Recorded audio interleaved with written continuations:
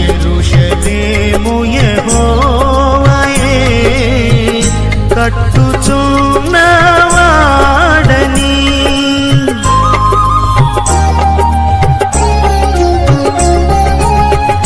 యెరూషలేము యెహోవాయే కట్టుచున్నవాడని. ఇశ్రాయేలీయులను పోగు చేయువాడని. ఇశ్రాయేలీయులను పోగు చేయువాడని. దేవునికి స్తోత్రము గానము చేయుటయే మంచిది. మనమందరము స్తుతి